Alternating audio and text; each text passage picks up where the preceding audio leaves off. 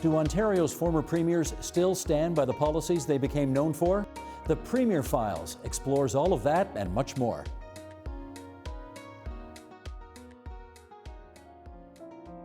Were your parents around at this point? Did they go to the swearing in? Yeah, they were excited for me. Look, I was the unsuccessful child.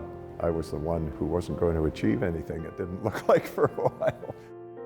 In 1995, Mike Harris became Ontario's 22nd Premier, and in doing so, made history by becoming the first party leader in more than 7 decades to take his party from 3rd place to 1st place in the legislature in just one election.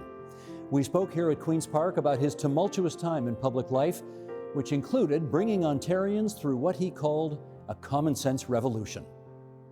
What is it like to walk back into this building more than 2 decades after being Premier of Ontario? Well, it brings back lots of memories. It was kind of fun today walking into the building and seeing my son greet me, who's elected now as part of the Ford government. Your son, the cabinet minister. He's in the cabinet now and enjoying it very much. But there's a fair bit of nostalgia coming in here. You are so associated with North Bay, Ontario, and yet I think you were born in Toronto, were you not? I was born in Toronto. My family moved to North Bay when I was 1, so okay. I'm basically a North Bayite. Okay. What kind of a family were you born into? I was born into a traditional family of the time. My father moved to North Bay and started his own business, and he opened up the north for a company called Lindy. My mother was a bookkeeper, and she did the books for him, and they started out in the basement of their house, and he built up a very successful business throughout that time. And I was a North Bay kid. I played hockey as a kid. I had a happy childhood, older brother, younger sister. There were good times when I was growing up. Were you interested in current affairs or politics when you were going to elementary or high school? Well, my first vote was for Pierre Elliott Trudeau, I think, when I had my first vote. But it wasn't long after he was elected that his vision of a just society didn't match my vision. I grew up with a family that were hardworking. They were entrepreneurs. They valued work. And I think Pierre Elliott was a little bit too socialistic for me. And in fact, he's the reason I joined the Conservative Party after I started to get interested in politics and joined the Conservative associations in both federally and provincially in North Bay. I certainly, as I got older, I admired Bill Davis. Bill Davis was probably the reason I eventually ran. There were other reasons. But he was a great example for me. This is 1981. 1981. Okay. Were your parents interested in politics? No, to be honest, I don't know how they voted. Because early on, I mean, I know how they voted once I ran, but we didn't talk politics around the dining room table like a lot of people did. My father would have been a small c conservative thinker. And but I don't know. That didn't come from family. So what piqued your interest in politics to begin with? Well, I went through a period of time where I was kind of lost, to be honest. I've never really talked about it, but let me share that with you, because it's part of what helped me form some of the thinking that I had. And when I left high school, I was not a good student. School came easy to me. I didn't like studying. I didn't like keeping notes. I didn't like school. I wanted to work. They were 2 lost years for me, where I was depressed. I didn't want to be there. I didn't do very well. I remember being depressed, and I remember feeling lost and what it felt like, which helped shape, I think, my thinking later on the dignity and the value of work, which led to some of the policies that we had. After a couple of years, I worked with my father. I worked in the wintertime in a ski resort in Laurentians. became a ski instructor. Then I said, it's time for me to go back to school. So I went to Teachers College, became a teacher. After a couple of years, I got too busy with the family businesses. But I always was interested in education. And so I ran as a trustee. And I became, within a couple of years, I was chairman of the school board, which when you're a trustee, your name's on the ballot, the signs go up, you get interested in politics. I was part of the Conservative Association, so the politics started to come into my blood, I think, through being a school trustee. And being a teacher and a trustee helped shape to a lot of what I felt needed to be done in education. And I quickly realized as well that it couldn't be done at the trustee level. I was chair of the Northern Ontario Trustees Association and everything else. It all happened at Queen's Park.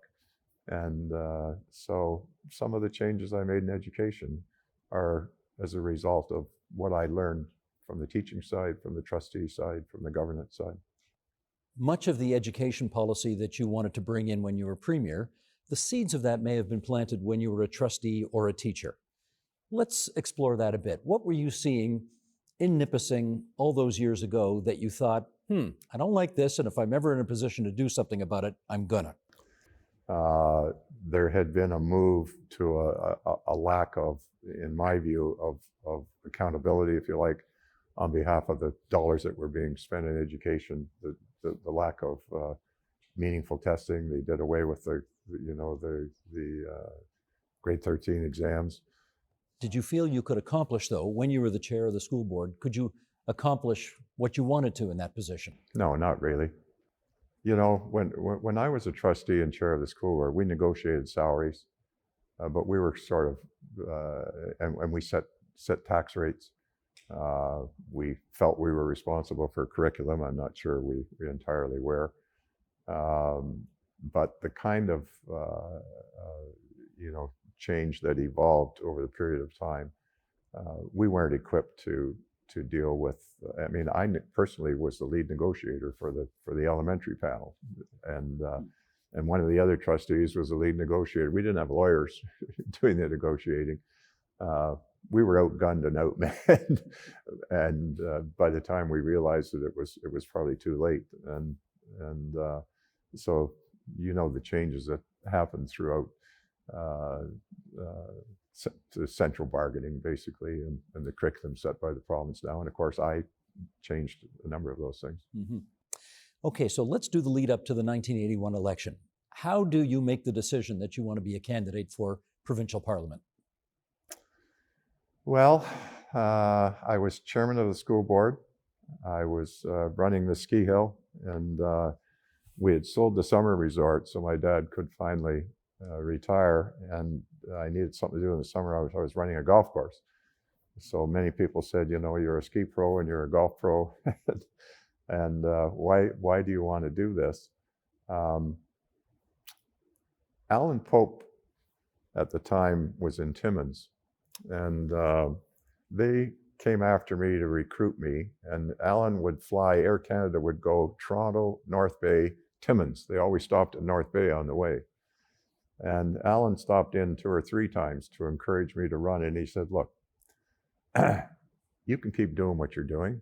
Northern Ontario members, you can only have to come down on Tuesday, you can go back on Thursday. We only sit 5 or 6 months of the year. You can keep running your golf course, you can keep doing this, your life won't change that much. And besides that, we don't think you can win this riding, but we want a good candidate. He's wrong about all of that, wasn't he? He was wrong about all of that. B, I guess you get caught up in it, and I felt, perhaps this was the right time. You clearly understood what your brand of conservatism was at the time. Did you think it matched up well with Bill Davis's version of conservatism at the time? I probably was a little more fiscally conservative, if you like, in depending how you define conservative. I had certainly on social issues, I think I was aligned with Bill Davis. Always have felt that way. I didn't feel out of touch in the Davis government. I know you know, when you go back to the time when I ran for the leadership and became premier, many people said, you know, your agenda is quite right of Bill Davis. And I always argued that I was just bringing us back into balance. I felt we had drifted so far away from Bill Davis and so far left under Peterson and Ray that the balance needed to get restored. I think he was the right guy at the right time in the right place. And I felt we need to restore that balance. And to do that, we had to move right of where we were, but not right wing, not way out there. And on the fiscal and on the side, I probably was a little more conservative than Bill Davis. Let's go back to election night, 1981. What do you remember about that night? Because again, you were told that you were probably going to lose, and then the numbers start coming in and you're not losing. I was surprised by it was about 5,000 votes. So it was a big win. That surprised me a little bit. And Bill Davis helped me a lot. I think I've told you before, my signs were Davis, Little Harris, what a team. I rode Davis's coattails. The last big decision that government made was to announce that it wanted to extend full public funding to the Roman Catholic school system, June 12, 1984. What did you think of that decision? Whether it was the right decision or the wrong decision, history can judge that. But it was made by Bill Davis, not even with the cabinet, not with the Minister of Education, certainly not with the caucus. The second problem with that decision was the decision was made and then he quit. Now, I'm was good friends with Bill Davis up till he passed. I still admire him and still like him, but the way that came about was wrong. It was hard to argue at the time of that decision by Bill Davis that grade 10 was the extent of secondary education. But you were not given a heads up as a caucus. The process was not good. No discussion in caucus. No discussion, none. He walked in here the day after Thanksgiving, 1984, and announced his retirement. Did you have a heads up on that at all? No, none. So you found out that day. Yeah. What did you think? Yeah, I was shocked. And this issue hung over whoever was going to be the new leader. When he announced his retirement, did you think at all about running to replace him as PC leader? No, not at that time. There were already a number of established candidates who had organizations and credentials, if you like, far beyond mine. I hadn't even, I just got into cabinet, if you like, so I didn't think I had the experience or the wherewithal. You weren't in cabinet yet. No, not when he announced it. Yeah. Frank Miller won that convention pretty well. He had a good, strong mandate. I'd like to know more about what that day was like when you were sworn in as a Minister of the Crown. You finally got that seat at the cabinet table that you've been waiting for. Minister of Natural Resources, were you happy with that portfolio? I loved that portfolio. I had asked for it. The Ministry of Natural Resources was, if you were a northerner, or it was an important portfolio, much more important than it is today, because it included mines, it included parks. It was prestigious. What'd you want to do with it? I wanted to carry on the tradition, I guess, of properly managing the forest and the mining industry. Were your parents around at this point? Sure. Did they go to the swearing in? Yeah. It was, they were excited for me. Look, I was I was the unsuccessful child. My brother had master's degrees, my sister had master's degrees. They were, I was the one who wasn't going to achieve anything, it didn't look like, for a while. And they were proud of me. On election night, May 2nd, 85, your Progressive Conservatives have the most number of seats. David Peterson's Liberals have the most number of votes. It's a hung parliament, and Bob Rae is going to be the kingmaker. What did you think was going to happen? What happened? You saw that unfolding that way. Maybe I thought there'd be a minority parliament for a period of time, but it quickly became apparent that wasn't going to be the case. And credit to David Peterson and Bob Ray for if you look at it, for making the decision that they made. It was pretty good politics. Well, there were teams set up, right? Bob Ray had a team of negotiators, and he negotiated with a Liberal team and a Conservative team. Did you think that your Progressive Conservative team had a shot at striking a deal with the NDP to stay in power? No. Never did. No. Done deal. I couldn't see it happen. You know, you look right now deflated just remembering it and talking about it. Is it still a bit of a bitter memory? Because it brought your career in cabinet to an end after about 5 months. Yeah. It just didn't make any sense to me that all of a sudden the NDP was going to support Frank Miller and the Frank Miller-led Conservative Party. Now, I guess for more than 4 decades, the Progressive Conservative Party picked a leader who was kind of red Tory, moderate, pragmatic, right for the times, that type of thing, and representative of the big blue machine. And that wasn't you. And I wonder whether you felt you were at a disadvantage when you ran for leader because you were not part of that Park Plaza set. And I wasn't part of the Toronto establishment where the money was. Right. And in those days, the money came from big donors. So that was a disadvantage. And they correctly, 2 things had happened. They started to migrate federally, and their interest in federal politics, because that's where the action was for Conservatives at the time.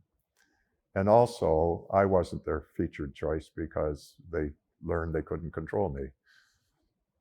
I still believe that, and that's fair. If that's the way they felt the game should be played. We had to compensate for that. I needed to get some kind of recognition in Toronto. I got a bit of a smart aleck question here, which is, why would anybody want to lead this party, which was a rural third-place rump with almost no seats in the legislature and no apparent, at the time, prospects for getting back into power? Why would you want to be the leader? Good question. I guess because you felt you could do something, as leader. And I thought we'd have a little more time. As you recall, after I won the leadership, the snap election was called pretty fast. And we really didn't have time to and when I won it, the party had no money, we had no candidates, we had no platform. You shut down party headquarters. Yeah. That's pretty unusual. Well, we had no money. And by the way, a lot of people supported that, including party headquarters. They became volunteers. And we got, eventually back on footing and going. Did I think at the time that I would ever become Premier? I don't know that I thought that far ahead, but I wouldn't have done it if I didn't think there was a chance somewhere. 1990, you win the leadership, and then one of the reasons David Peterson called that early snap election after just 3 years was he wanted to take advantage of the fact that you were a brand new leader who probably hadn't done much fundraising yet and who was not well known yet to the Ontario public, and he wanted to exploit that. Yeah. So how nervous were you going into that election campaign? I was very nervous then. And as I said, we had no money. I mean, we put everything together at the last minute. You were the tax fighter. I was the tax fighter. They branded you the tax fighter. They did. And because Peterson had raised, so many taxes, including the 1-point increase on the sales tax. That seemed to be one area of vulnerability for Peterson that we established. So that's all we focused on.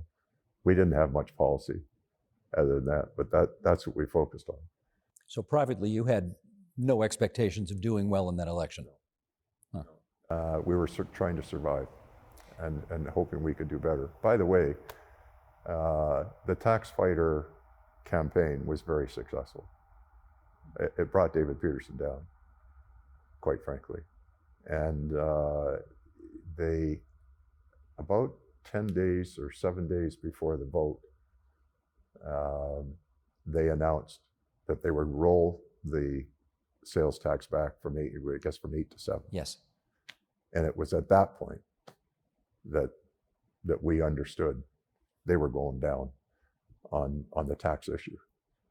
But we weren't where people were going to turn to. We weren't known, we didn't have policy, we didn't have establishment there. And they took a chance on Bob Rae. Well, that was the great irony of that campaign, is that you helped defeat David Peterson, No question. but you helped make Bob Rae premier. Yeah. What'd you think of that on election night? He never thanked me. To this day, he's never thanked me. It is true, though. It is true. There's Yeah. no question about it. So on this issue of everybody assuming the Liberals would come back after the NDP, as you heard that over and over and over in the, I guess, early to mid 1990s, how did you react to that?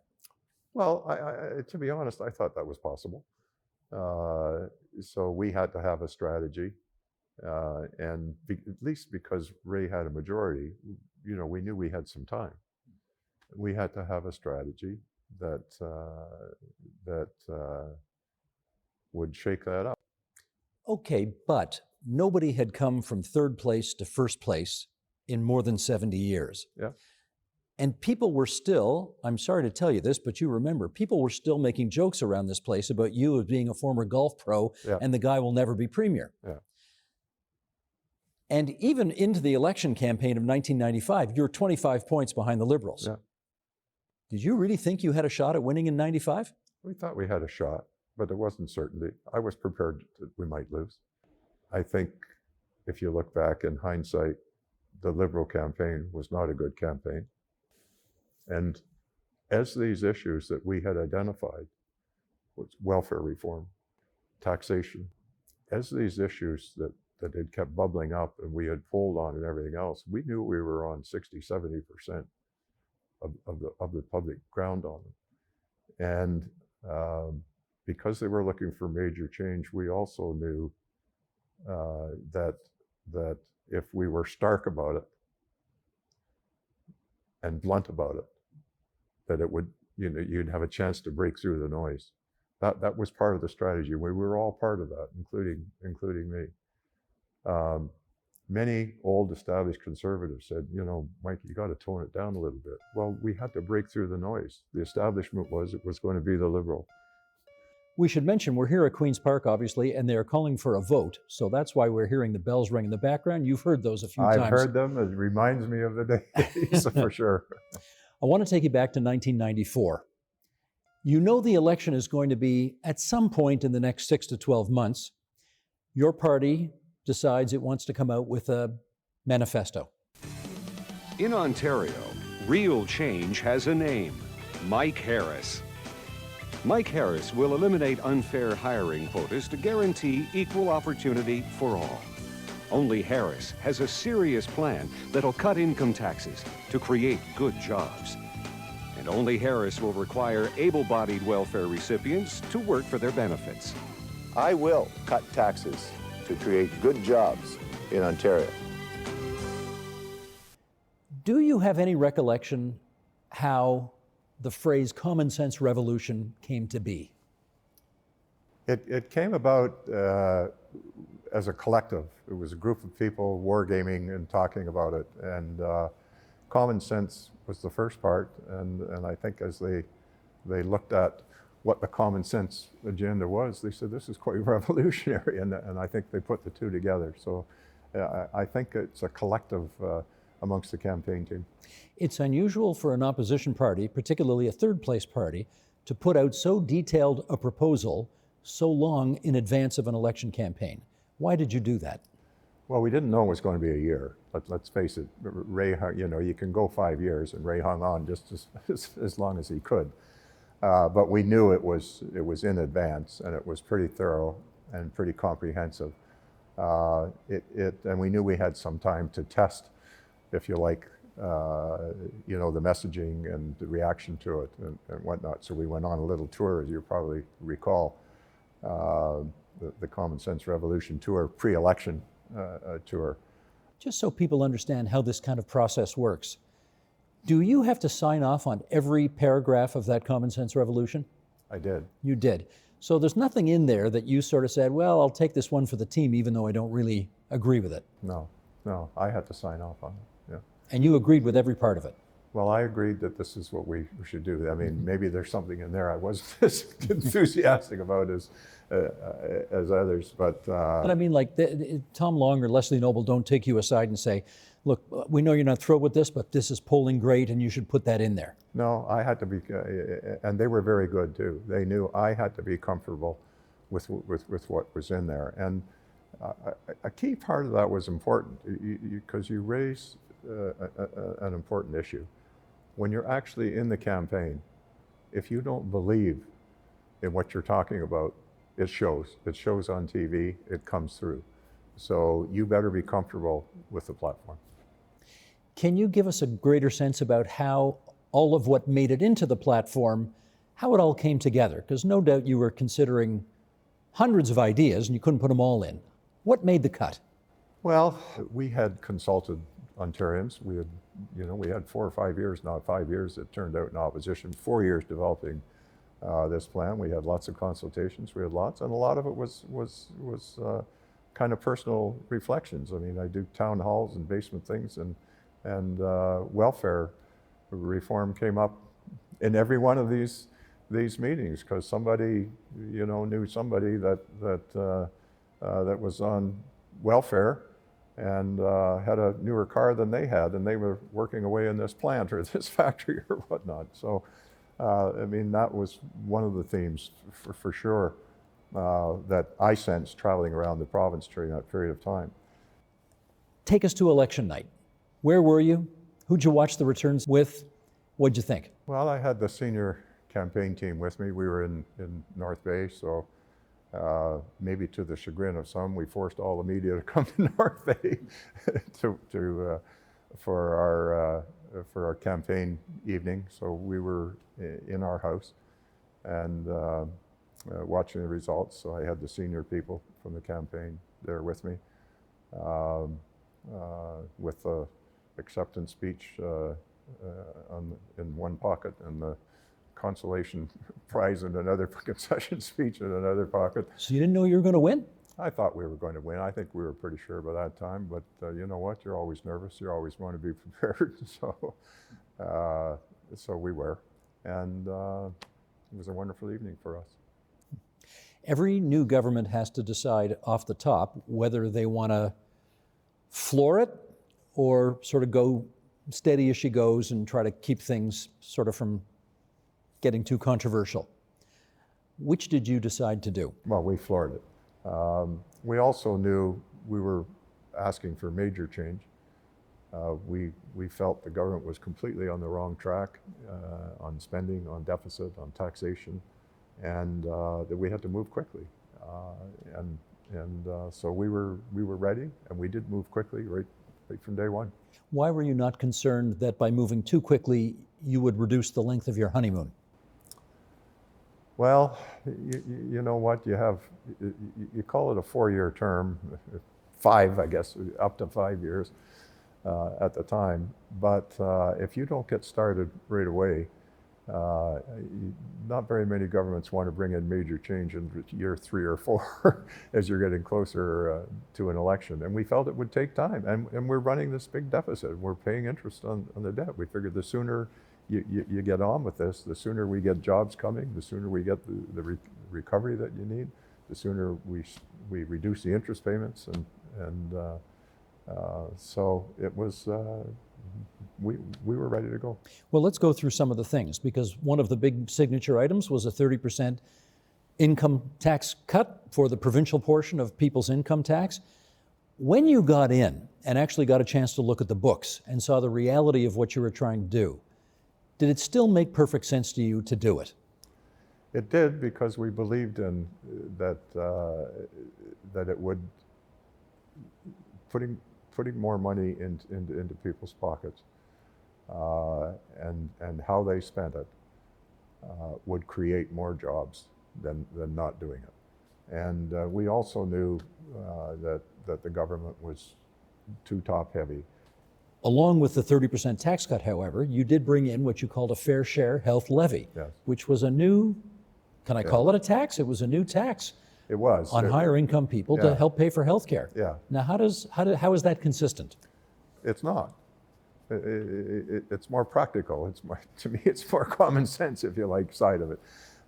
We felt at the upper end, and it was to be not a tax, it was to be a levy and an earmark for healthcare. Unfortunately, the federal government wouldn't let us do it. So we had to do it through the tax system. So we created that category. But in the end, I think when we analyzed the 30% reduction, we felt it was fair at that end. And I think by and large, most high income earners did too. What is it like when you are at a party retreat and there are 120,000 teachers in the streets protesting, quote unquote, days of action against your government? Yeah, it was a challenge. I guess one of the biggest ones was a convention in Hamilton. Yes. Where they kind of surrounded the whole block around the hotel. It was a challenge too for the security people and the police, I guess, keeping everybody safe. I guess the question is, does it have an impact on you? I don't think so. When I look at, where do they come from? They come from the public sector unions. I understand. They want more public sector workers. I don't want any more public sector workers than we need to provide good, effective services. So I understood where they came from. Probably a bunch of union leaders got elected fighting me. True, but they weren't just fighting for more numbers. They were also fighting against the reforms you were making in education. They thought they were not good for students. On the picket lines, many are bracing for a long strike. I'll stay out as long as it takes. I don't know where the kids line up on the list of priorities, but it's not high enough up to for my liking. And in front of the provincial legislature, another demonstration of defiance. No justice, no peace. I guess I'm wondering, does any of that make you pause and think, am I on the right track here, or might I be getting something wrong? Well, I think the reforms we made for education were 100% for students and for student achievement, for measuring student achievement. And I think the union was 100% off track on that. They didn't want to be held accountable. They didn't want to be measured. They didn't want success or failure to be measured. And look, I was a teacher. I know what it's like. I was a trustee. I know what it's like. And I certainly never wavered on any of the changes we made. I mean, we brought in a new curriculum. Yes, the teachers had to go back and study up the new curriculum and learn all that. We went from 5 years in high school, or grade 13, to 12 years. We basically did it over a continuum of 12 years, the new curriculum. Yes, that required teachers to have to study up the new curriculum. That's your job. You attempted to introduce the most far-reaching reforms to Ontario Hydro maybe since its creation. You wanted to split up the generation side of Ontario Hydro from the transmission side and create two different entities. 3 decades on, are we better off for the way you had it done? Yeah, I believe, yes, I believe we are better off. I think it's, at the time though, and not everything kept going on the path that it was on, but at the time, the competition in the generation market was happening all over North America. All the northern states, everybody was getting away from the big monopolies and getting into more competition.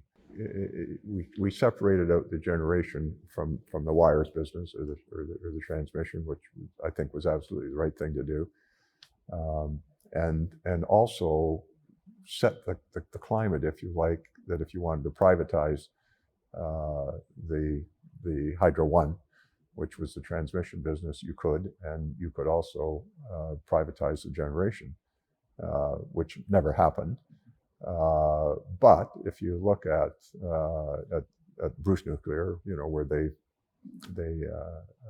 provide a big bulk of Ontario's hydro, it kind of set the stage for that. Now that we did privatize Bruce, and there's a different reason for that.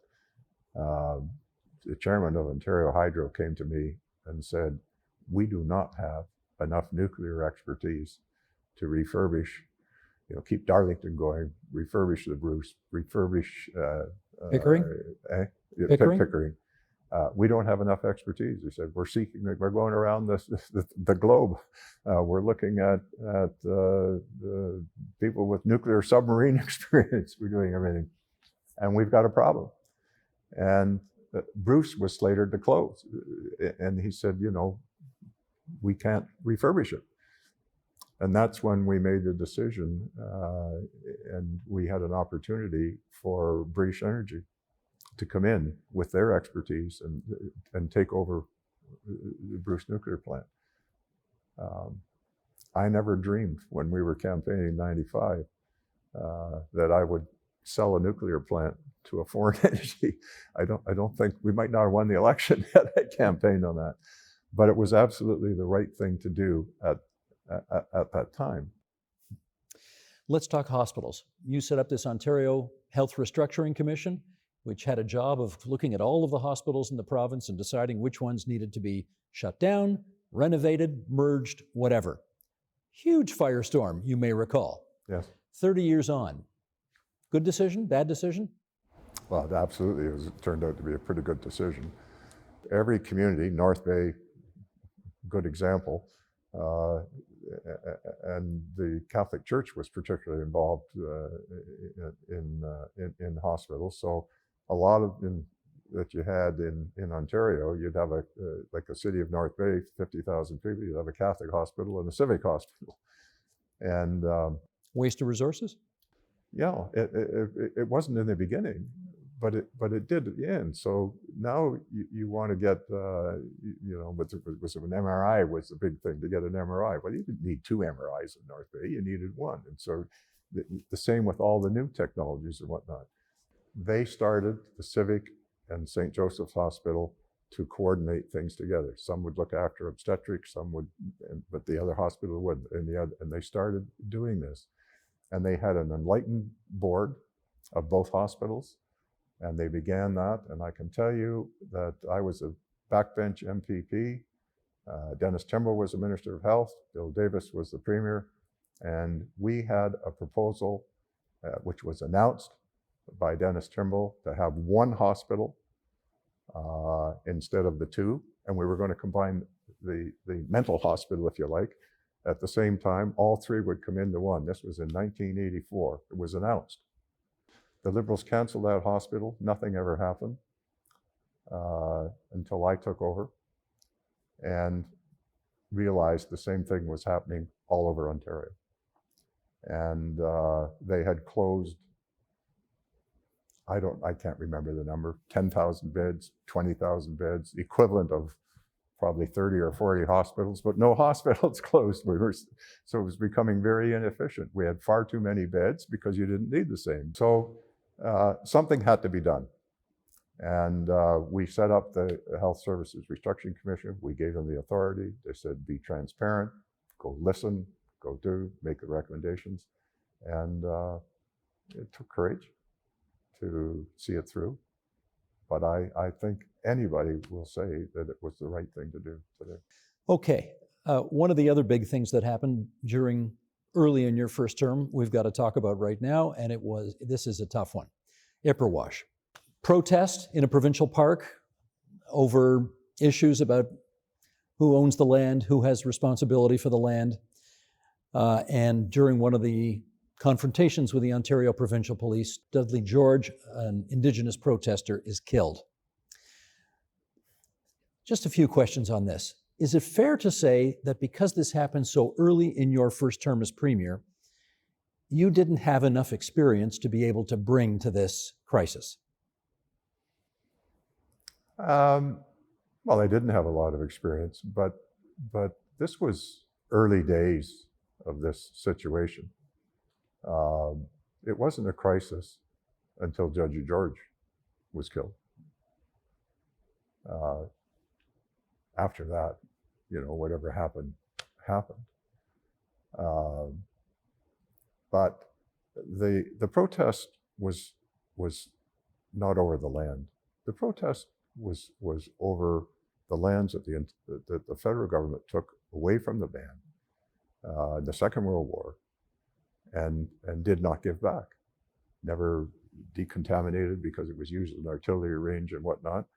And it actually, as I understood the protest at the time, and some may try and sell it now as being more than that, but that's what precipitated this whole thing. And this same group, led by Dudley George, had other protests, so sure, we're early on in the early days. I didn't have a lot of experience that. The cabinet didn't have a lot of experience that. We had people giving us advice, from the various ministries that had experience. We also, you have to understand, some said we acted too hastily. All we did was ask for an injunction. It's the only action we took. Why did we want to seek the injunction right away? Because the park it was easy to get access to it by water. You could get access anywhere. Similar demonstrations had taken place at Oka, where outsiders came in, outside warriors came in. Similar out west. These were all happening at the same time. I can remember Bob Ray at one point saying, "We don't negotiate across the barriers. We end this, and then we sit down and negotiate." So it seemed appropriate to me to seek an injunction as soon as possible, which is what we did, or were attempting to do. And that evening, unfortunately, there was a confrontation with the protesters and the OPP, and Dudley George was killed. So that sort of put a stop to the whole thing. But leading up to it, I had asked the chief of Kettle Point. I said, can he be of help here? He said, no, he's afraid to go in and talk to. He's not going to be of help. So it struck me that, and I still think it was the right decision to try and get an injunction. And I'm not sure that at the time they even knew we were doing that. So it happened, and it's unfortunate, and it happened under my watch. Which leads to the follow-up question. How much responsibility does a premier take when something terrible like that happens, quote unquote, on his watch? Well, look, I'm the head of, not directly, but I'm the head of the government, the head of the OPP, and subsequent trials said the OPP made a mistake, and so you accept responsibility and move on. Let's go to election night, 1999. You win a second consecutive majority, and you get a higher percentage of the total vote by a little bit Yeah. than the first time. Yeah. What did you think of that? I was pretty proud of that. It was because it was really a referendum on the 4 years, on the common sense revolution, on our time in office. And it was, in many ways, a nasty election. By this time, the public sector unions had set up these third-party groups, and they were spending more money than all the parties were, I think, opposing us. And they were pretty united that we were the enemy, if you like. And we had large protests. We had a couple of occasions where I can remember the OPP saying, "I'm not sure we can do this event." My answer always was, "We're doing this event, so it may not be this minute, but if it may not, if it's scheduled in half an hour, then maybe it'll be a little late. But we cannot allow protesters to disrupt our events." Let's look at some second-term decisions. A lot of people don't think of you as an environmentalist, but your government, I think, protected more square kilometers of natural habitat created by parks than anyone in Ontario history. The program was called Lands for Life. What was the motivation behind doing that? There was a declaration, and it was a UN declaration it came out of Europe, of a challenge to the world to set aside, I think at the time it was 10% or something of lands. And we had lots of land. You know, Canada, it's not like Europe where you're, or in England or we're there. We had lots of land. And I came from the north, and I came from, you know, I enjoyed my father used to take me fishing. We'd fly into different camps, and we shot for 12%, and we got it. And what the other compromise that we made, it was a no-no at the time for provincial parks. You weren't allowed to prospect or mine or you know, in provincial parks. But in the off season, you would allow exploration to take place, and if a great find was in an area that we had created in a new park, then we could take that out of the park and put an equivalent amount in. And so that change made it more acceptable. We did extensive consultations too. I mean, certainly the mining groups in particular and the prospectors, some of the forest companies were very concerned when we set out the Lands for Life initiative. But we were transparent, we were open, and they because we made that one change, that if something really you know, doesn't belong in a park and is too economically important, we can make that change in the park. They at the end of the day, they all bought in. Just as some people may not think of you as an environmentalist, I think they also don't think of you as a cultural maven. And yet, it was your government that gave unprecedented investments to, like, the Royal Ontario Museum, the Art Gallery of Ontario, Kleinberg, right, the Group of Seven, the Art Gallery in Kleinberg, along with other cultural institutions. You knew you wouldn't get any votes out of that, right? Like the urban art scene of this province is not going to start voting Tory because you've given millions to their things. So why did you do that? And we did smaller amounts to other communities around too. I think the business community, basically the business leaders, convinced me that this was an important part of being a world-class city, of people wanting to come to world-class cities, whether it's for tourism or whether to live here. 25 years later, how good a decision was it to sell the Highway 407 for $3 billion? Oh, 3.1, wasn't it? 3.1. Okay, I'll grant you that. 3.1. Well, I think it was the right decision, and in hindsight, I still think it was absolutely the right decision. 3.1, it's twice the highway now that when we sold it. You know, if you look at the amount of lanes that have been used, it was sort of 6 lanes, 4 lanes. Now it's 10 lanes, 8, 6, 4, and extended. So what we sold for 3.1, so it's double the size. So that takes it up to $6 million. If you put the cost of building highways and inflation there, it's probably worth 35 million today. And I'm a big believer in the user pay and in the system. And it's, I don't think it should be in government hands. I think their concern is that you sold it for too little. Well, I think they're wrong. And I think if you look at the economics of it, and you look at the time and what we got and what we sold it for, and I think there are others that would say the technology wasn't proven at the time. There was some risk at the time. But when I left office in 2002, on the books, we had started planning for the Mid-Peninsula Corridor, which would come across the border, up over the escarpment around and join in with the 407, all to be tolled. I think we need more toll roads, not less. So you disagree with the current Premier of Ontario on taking the tolls off these roads? I do. Have you told him that? Yes, he knows. He has a different philosophy than I do. I'd rather use the dollars for healthcare or tax cuts or job creation. Walkerton. We got to talk Walkerton. The most heartbreaking part of the tragedy was it caused 7 deaths of 6 adults and 1 child. the Premier of Ontario set up an independent commission of inquiry that was tasked with determining responsibility. 25 years later, what stays with you about that whole thing? You can ask yourself, who would expect that when a water sample came back to whoever was in charge of the water department and it was contaminated and you wouldn't take action and you wouldn't do something about it? It's kind of hard to imagine, but that's what happened in Walkerton.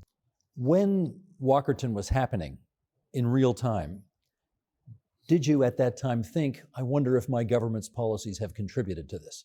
No, I didn't at the time, but subsequent to it was pointed out that when we went to the private labs, we didn't have that reporting requirement. I think it's fair to say we made a mistake in that when the lab results come back, they should go to district health units. Yeah. They should go to the government in addition to the community that gave you the water samples. Because the public labs, that was a requirement. It wasn't the same requirement when we went to the private labs. So I think going to the private labs was the right decision. They were doing it better and more efficiently, and new technology and everything was there. That one requirement, I think, would have helped a little bit in Walkerton. As you are coming towards the third year of your second term, did you consider running for a third term? Of course you consider it and you think about it. And then when I reflected on it, as we went along, I felt, we had done the major part of what we wanted to do, and it was time. I'm going to ask you an impossible question here, but give it a shot. As you look back at it, your time as Premier of Ontario, what was the best decision that you made that stands the test of time? It's difficult for me to say. I think demonstrating that you can cut taxes and balance the books at the same time was significant. I think the education reforms have been very beneficial. The healthcare restructuring, counterintuitive if you like, because it was pretty much central planning, but so necessary and took courage to do. Close hospitals, with all the attachments that are there. There is not a politician in Ontario today that can say at any time any of those hospitals that are closed should be reopened or it should be undone. I'm going to ask you the flip side, which is, and I'll use a golf metaphor here, if you had a mulligan, which was your worst decision that you'd love to have back? There's things that we in hindsight, you look back and you say, I wish we have done this or we would have done that. And I've been asked that before, and I've never really given a very good answer to it. So if you look at the two big negatives they throw at me, which we talked about, which were Walkerton and Ipperwash, I can't see anything particularly different that we would have done. I mentioned in the Walkerton case, when we went out to the private labs, in hindsight, we should have had those test results gone too. And experts have said it might have helped, might have not, but given the circumstance. You've been out of public life more than 2 decades, and yet there are places in this province where you can go and people mention your name, and it can really start a pretty good fight still. You are still a lightning rod for some people. 2 decades plus later. How come? Because the change was quite dramatic. From going so far left and towards socialism and big government to coming back. I always said, they said, you're not like Bill Davis. I said, no, we're just getting back to where Bill Davis was. The pendulum had swung too far. And change is not easy. So when people are affected, there are people affected by change and affected negatively. And I get that. But that's part of what you factor in making those decisions. So you're right, I still Not as much as when you're first out, but I still run into people. By the way, most of it is positive that I get, but that's because I think the negative people just turn away and go somewhere else. Last question. Has your life turned out the way you thought it would? No, not even close. I started out always wanting to be a small businessman like my father in a small town. And I worked with him, and I saw what he did, and I saw the job satisfaction he got from that. That's what I thought I would be doing until, for some reason or other, I got talked into running for political office. And when I ran for political office, I never dreamed that I would one day, be leader of the party or premier of the province. So I've adapted, though, as I've gone through life and accepted the opportunities that were given to me and the challenges that were given to me, and feel very blessed that I had these opportunities. And I might say I'm still interested in politics. I'm still interested in Canada. I'd like to see the next generation and the one after that have the same opportunities that I had. And so I'll continue to do what I can to see that happen. Thanks for the time. Thank you.